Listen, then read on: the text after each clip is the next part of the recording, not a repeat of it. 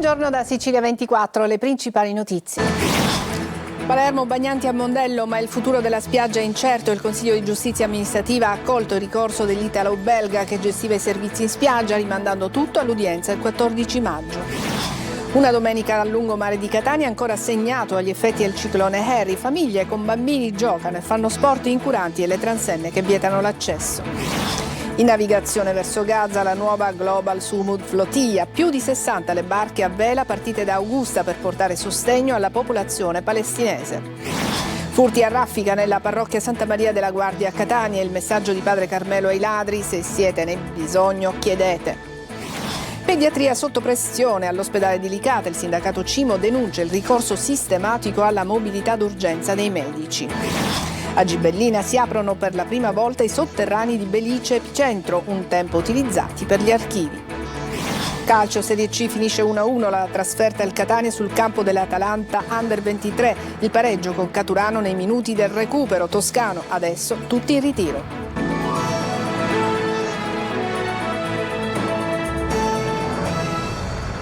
Bentrovati. Proseguono le indagini dei carabinieri di Catania per fare luce su un omicidio avvenuto ieri nel Catanese dopo che il cadavere di un 66enne, Giuseppe Florio, un incensurato originario di Giardini Naxos, in provincia di Messina, è stato trovato ieri in una zona di campagna di Mitogio, frazione di Castiglione di Sicilia. Il corpo, avvolto con lenzuola e sacchi di plastica, è stato notato da un passante che ha dato l'allarme. Secondo i primi rilievi, l'uomo sarebbe stato ucciso con colpi di arma contundente in più parti del corpo, anche alla testa. La vittima presenta delle ferite di arma da taglio. Trovata non lontana l'auto dell'uomo, data alle fiamme. E adesso ci trasferiamo a Palermo. La spiaggia di Mondello è piena di bagnanti. Il CGA ha accolto il ricorso dell'italo-belga rimandando tutto all'udienza del 14 maggio e quindi il futuro di questo tratto di spiaggia di Palermo è incerto. Marco Gullà. Mondello oggi si presenta così, spiaggia libera e affollata tra cittadini e turisti. Ieri il Consiglio di Giustizia Amministrativa ha accolto la richiesta dell'italo-belga di sospendere lo stop alla concessione sulla spiaggia, permettendo dunque all'azienda di non smobilitare, bloccando i bandi fino al 14 maggio, quando ci sarà un'udienza sul caso. Secondo i giudici che hanno accolto il ricorso, senza gestione ci sarebbero rischi per l'ordine pubblico. Ma oggi in spiaggia c'è solo voglia del primo bagno e della prima tintarella. Acqua congelata ma tonificante che non vedo l'ora di toccare. Primo bagno dell'anno da 1 a 10 sostanzialmente è stato traumatico 7, l'acqua è davvero fredda, però all'inizio è davvero fredda ma poi ti ambienti e diventa tutto meraviglioso. Acqua sopportabilissima, pulitissima, lo consiglio a tutti il bagno. Il deputato regionale leader di controcorrente Ismaele Lavardera non ci sta e tramite un video sui social ha replicato così. Io ho la coscienza pulita, lo dico da un anno, comune e regione si dovevano certamente muovere prima, forse 116 anni fa, non l'hanno fatto, ci sono perplessità oggettive in merito all'ordine pubblico, ma la battaglia, la genuinità della battaglia, la forza della battaglia non viene messa in discussione. Tra ricorsi e ritardi, il rischio è che la spiaggia di Mondello per l'imminente stagione estiva resti ferma in un limbo. Intanto però ci si gode il primo assaggio d'estate.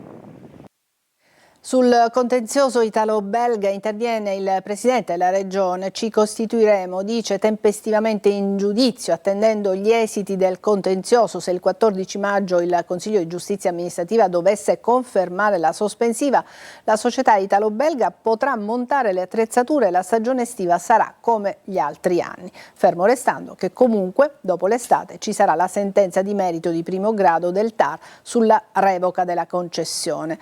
E adesso invece andiamo a Catania, altra mattinata oggi terribile per gli automobilisti catanesi, bloccati in lunghissime code in direzione di Mister Bianco con ripetuti suoni di clacson per velocizzare il traffico che però come vedete da queste immagini è proprio paralizzato. Tra le possibili cause un autobus che si è fermato all'ingresso di via Santa Sofia e ancora una volta il peggio nella zona del Tondo Gioieni dove un'ambulanza è rimasta intrappolata a lungo prima di riuscire ad avanzare nel caos. E sempre a Catania, il lungomare, ancora con gli effetti del ciclone Harry, è stato preso d'assalto da famiglie e sportivi sotto lo sguardo delle forze dell'ordine, e c'è anche chi si tuffa dalla scogliera. Tonino De Mano. C'è chi gioca a palla, calcio o basket, chi fa l'altalena, chi sale sugli scivoli e chi, addirittura, si butta dalla scogliera con tanto di cartello e pannello integrativo. In piazza Battiato sembrerebbe tutto normale se non fosse che l'area fitness e la Bambinopoli, devastate dal ciclone Harry, sono delimitate da transenne e New Jersey in cemento. In poche parole, l'accesso è severamente vietato. Poi ci lamentiamo quando succedono le tragedie, le disgrazie. Non a Catania, dove la parola sicurezza è più che un optional. Dopo aver mostrato gli operai sul tetto dell'ex palestra Lupo in fase di abbattimento senza alcun tipo di protezione individuale sotto lo sguardo delle forze dell'ordine, questa volta fa male documentare queste immagini con intere famiglie e bambini che corrono e si divertono tra rottami, cumuli di detriti in un'area interdetta a tutti. Chi percorre il lungomare nota la scena e si indigna. Se è transennata, perché la gente deve per forza entrare? Lei porterebbe i suoi nipotini a giocare in quest'area? Completamente, non se ne parla nemmeno. Guardi alle sue spalle. Sì. Cosa c'è? Tanti bambini, ci sono i vigili, quindi mi auguro che loro almeno possano dare un esempio, ma non lo fanno. Sto vedendo che effettivamente c'è la polizia municipale. Una signora, dopo l'intervista, con grande senso civico e di responsabilità, si dirige verso una pattuglia della polizia municipale per segnalare il pericolo. La risposta che ottiene è tutta in queste immagini, con la gente che allarga le braccia quasi rassegnato. E chi si aspettava un intervento rimane deluso, noi compresi, che però non ci arrendiamo e chiediamo più attenzione alle forze dell'ordine in nome e per conto di una sicurezza che a Catania continua ad essere sconosciuta. I finanzieri del Comando Provinciale di Palermo hanno individuato a Grisì un laboratorio per la lavorazione e il confezionamento di derivati della cannabis e droghe sintetiche. Arrestato 2 persone. L'operazione è scattata da un controllo effettuato nelle strade del capoluogo nei confronti di 2 palermitani che trasportavano in auto circa 500 di questo tipo di droga. Durante una perquisizione in casa di uno dei 2 indagati è stato trovato un laboratorio domestico attrezzato per la trasformazione della droga. I finanzieri hanno anche sequestrato 7.500 euro in contante. Sono partite da Augusta le barche della nuova Global Sumud Flotilla, sono in navigazione verso la striscia di Gaza per portare sostegno alla popolazione palestinese. Francesco Aloi. Are you ready to go? Yes. Siamo pronti da quando questo disastro era nella mente di Israele. La Global Sumud Flotilla torna in mare. 7 mesi dopo la prima partenza da Augusta è arrivato il momento di salpare di nuovo. Nuova missione, ma stesso ideale. Assolutamente sì, stesso ideale, stessi obiettivi dell'anno scorso, perché purtroppo a Gaza e in Palestina rispetto all'anno scorso le cose non sono cambiate e anzi sono peggiorate perché quest'anno nessuno ne parla più. Questa volta a bordo non c'è nessun politico, soltanto attivisti che arrivano da ogni parte del mondo. Sono più di 60 le barche a vela che da qui sono dirette sulla striscia di Gaza. L'obiettivo è quello di rompere il blocco navale, ma anche portare beni di prima necessità.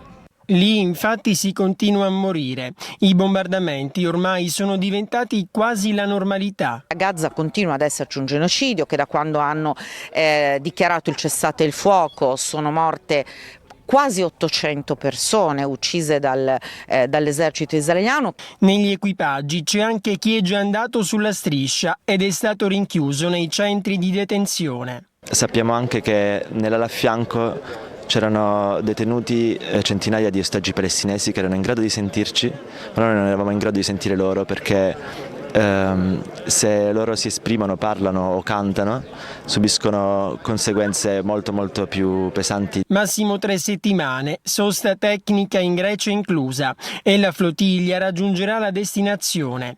E sulle altre guerre in atto? Certamente ci sono anche altre guerre e noi saremmo molto felici che anche altri movimenti si creassero come noi abbiamo creato questo. A Catania continui i furti alla parrocchia Santa Maria della Guardia di Ognina. Abbiamo sentito il parroco, Desiree Ferlito. Hanno agito più volte, entrando e uscendo indisturbati, facendo razzia di oggetti sacri di grande valore. Nel mirino dei ladri la parrocchia Santa Maria della Guardia a Ognina. Il danno economico supera i 20.000 euro, ma per padre Carmelo Latteri l'amarezza va oltre. L'accoglienza, quella c'è sempre, rimarrà, ma certamente l'amarezza per il fatto, per ciò che è accaduto, questo sì, non solo me, ma anche tutti coloro che hanno appreso questa notizia. I ladri non sono entrati una sola volta, ma in più occasioni, e sono stati anche molto accorti a lasciare tutto in ordine, approfittando di una porta antipanico lasciata aperta. Ricevuta la segnalazione, i carabinieri si sono immediatamente attivati analizzando i sistemi di videosorveglianza, individuando 2 persone, un uomo e una donna, già noti alle forze dell'ordine, entrambi denunciati per furto aggravato. Ma per padre Carmelo il furto non è l'unica espressione di inciviltà di questo quartiere troppo spesso trattato male. È un quartiere particolare, è un quartiere di confine, non so come definirlo, è un quartiere dove c'è un po' di degrado, dove c'è anche altro, soprattutto da quello che poi vedo esternamente, forme così di inciviltà, rifiuti lasciati, abbandonati in giro, ma poi soprattutto anche davanti alla chiesa. Insomma, sembra una cosa un po', certo, sono dei segni un po' che dicono, che parlano da soli. E conclude con un messaggio semplice ma potentissimo. Quando c'è un bisogno, le comunità, le parrocchie siamo sempre aperti, attenti ai bisogni, cerchiamo di rispondere ai bisogni. Quindi se c'è qualche difficoltà, venite, parliamo e una soluzione sempre si trova. In 143 sono stati multati a Catania per abbandono di rifiuti fra condomini, utenze domestiche e attività commerciali. La sanzione è di 300 euro. In particolare nel giorno del conferimento dell'indifferenziato hanno lasciato invece sacchi pieni di ogni tipo di rifiuti. In via Fiorentino inoltre è denunciato un 41enne che stava scaricando rifiuti ingombranti sulla strada. È stata sequestrata la moto Ape. Adesso una breve pausa, tra poco.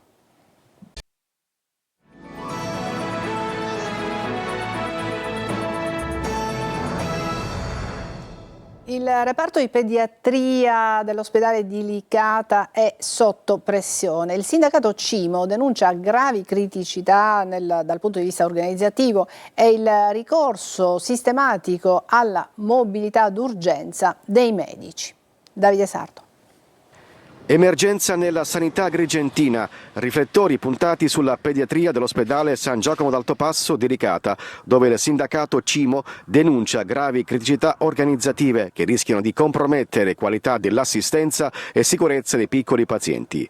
Al centro della segnalazione il ricorso ormai sistematico alla mobilità d'urgenza dei medici pediatri dell'ospedale di Agrigento, una soluzione tampone che, secondo il sindacato, sarebbe diventata prassi ordinaria. L'istituto contrattuale della mobilità d'urgenza prevede che questa possa essere attivata ed utilizzata solo ed esclusivamente per fronteggiare situazioni eccezionali e temporanee, non certamente come fattore strutturale di programmazione delle attività.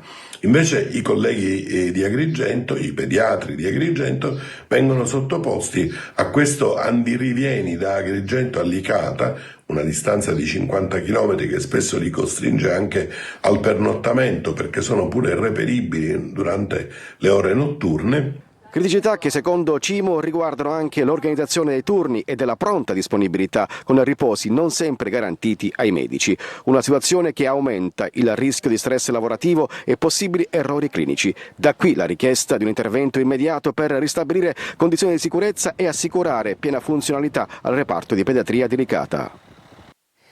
Beni per un valore di oltre 1 milione di euro sono stati sequestrati dalla Guardia di Finanza di Caltanissetta 2 cittadini di Mazzarino ritenuti esponenti e appartenenti al clan San Filippo della Stidda. E adesso a Gibellina, dove si aprono per la prima volta i sotterranei di Belice Epicentro, un tempo utilizzati per gli archivi. Fino al 31 dicembre ospiteranno 2 mostre. Laura Spanò. Dalla ferita del sisma del 1968 al Laboratorio Nazionale di Rigenerazione, Gibellina, prima capitale italiana dell'arte contemporanea, apre le porte dei sotterranei di Belice Epicentro in una operazione di recupero unica. Gli spazi adibiti un tempo ad archivio ora ospitano 2 mostre: Luce residua di Rossana Taormina e Mummie di Philippe Bergson, artista francese scomparso un anno fa. Questa installazione, attraverso la parola memoria e attraverso la parola la parola è attraverso la luce che ne illumina oppure toglie luminosità ad alcuni degli elementi che compongono la parola, non è altro che la trasposizione di questa forza, di questa vitalità della memoria, che non è mai materia inerte, ma che ha sempre delle nuove domande da porci. La mostra Mummie, allestita da Gaetano Costa, si sviluppa intorno alla celebre installazione Cappuccini Mon Amour, ispirata alle catacombe dei Cappuccini di Palermo, luogo emblematico della cultura visiva e spirituale della città. Le mummie esposte sono state realizzate con materiali eterogenei, tra questi ferro e ossa animali. Per me la scelta dei due materiali principali, che non sono i soli, ma sono quelli che comunque lo hanno caratterizzato di più, che sono il metallo e le ossa, ecco, in quel caso c'è un dialogo naturale che a me ha sempre ricordato il linguaggio umano. Le due mostre rimarranno aperte fino al 31 dicembre prossimo. Adesso una pausa e poi il calcio.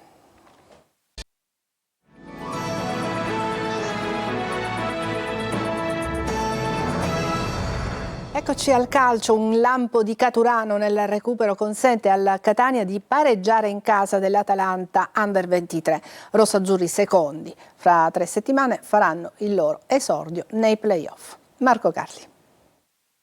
Caturano nel recupero riprende l'Atalanta Under 23. Il Catania esulta e conquista il secondo posto dopo essere andato sotto a Caravaggio. Un punto che vale la matematica anche se la piazza d'onore sarebbe arrivata comunque visti i risultati di Salernitana e Cosenza. Ma è un gol che vale per il bomber all'asciutto da Monopoli e per i rossazzurri che potranno preparare i playoff con una piccola iniezione di fiducia in più. Toscano con 5 indisponibili e uno squalificato schiera come previsto Cicerelli ed Ausilio alle spalle di Forte con Jimenez in mediana. I rossazzurri hanno subito una grande occasione. Cicerelli innesca da Ausilio che si smarca bene in aria e tira centrale. Bell'intervento di Vismara. Il portiere dell'Atalanta poi vede sfilare di poco fuori un pallone, Forte devia di coscia una punizione di Jimenez. Poi diventa protagonista l'Atalanta. Dopo alcuni tentativi infruttuosi la squadra di Bocchetti va in vantaggio con Ghislandi che trova la rete con un bel tocco sotto sfruttando l'ottimo assist di Cassa. Toscano opera vari cambi fra inizio e metà ripresa, ma i rossazzurri stentano a creare veri pericoli, però stazionano stabilmente davanti fino all'arrembante finale. Celli con una conclusione di sinistro dalla lunga distanza manda fuori di poco. Si arriva ai minuti di recupero quando Bruzzaniti fa spiovere l'ennesimo cross, la toccano prima Carnielutti e poi Ierardi. Il pallone finisce a Caturano che scarica in rete. Adesso i play-off con gli infortunati da recuperare. Il Catania arriva agli spareggi promozione con il lampo dell'ex Potenza, ma anche con la convinzione che bisognerà lavorare per tornare la squadra del girone d'andata. Per riuscirci, i rossazzurri andranno anche in ritiro a Veronello. E sentiamo adesso il commento del tecnico toscano. Abbiamo ottenuto un risultato che poi alla fine è giusto per quello che è l'andamento del campionato. Ci meritavamo questo secondo posto, non scontato. I ragazzi lo volevano a tutti i costi, l'abbiamo ottenuto senza la classifica avulsa e quindi, ripeto, poi alla fine il calcio ti dà quello che ti meriti. Noi ci siamo meritati questo secondo posto, ritorniamo mercoledì pomeriggio e poi martedì andremo in ritiro perché c'è bisogno di concentrarci bene, di lavorare bene, senza distrazioni, sempre solo sul lavoro, perché è troppo importante per noi fare i playoff nel migliore dei modi e giocarci tutte le nostre chance che abbiamo a disposizione. Finisce 2-2 Trapani-Siracusa, tornano quindi in Serie D le due siciliane. Il Trapani retrocesso lo era già, il Siracusa lo è diventato ieri al termine di un derby che doveva vincere per sperare di disputare i play-out ed invece è finita 2-2. Franco Cammarasana. Dopo il Trapani anche il Siracusa in Serie B, la squadra di Turati non va oltre il pari al provinciale in una partita che doveva vincere per sperare di disputare i play-out, pur sapendo che il successo non le sarebbe bastato senza concomitanti risultati a lei favorevoli di Foggia e Giuliano. Ed invece è finita 2-2, anche se per 70 minuti ha giocato contro un Trapani ridotto in 10 per l'espulsione di Cozzoli al 25esimo. Il colpo di testa vincente di Di Paolo al 35esimo su cross di Valente sembrava avesse indirizzato la partita sui canali favorevoli alla squadra di Turati, che al 15esimo della ripresa si faceva però sorprendere su una perentoria incursione di Wilkeman che consentiva a Stauciuk di spingere la palla in rete sulla respinta di Farroni. 3 minuti dopo l'ottimo Galeotti abbassava la saracinesca sui tiri di Cancellieri e Di Paolo e il Trapani, ultimo sì ma non per orgoglio, si portava addirittura in vantaggio al 31esimo con Napolitano. Il Siracusa a questo punto si sgonfiava, trovava comunque con sbaffo al 35esimo la rete del 2-2, ma buono solo per le statistiche, non per la storia che vede entrambe le siciliane retrocesse in Serie D, anche se il Trapani spera ancora di avere restituiti dei punti dalla giustizia sportiva. È tutto per questa edizione di Sicilia 24, vi lascio la rassegna stampa curata da Luca Ciliberti. Grazie per l'attenzione e a tutti una buona giornata.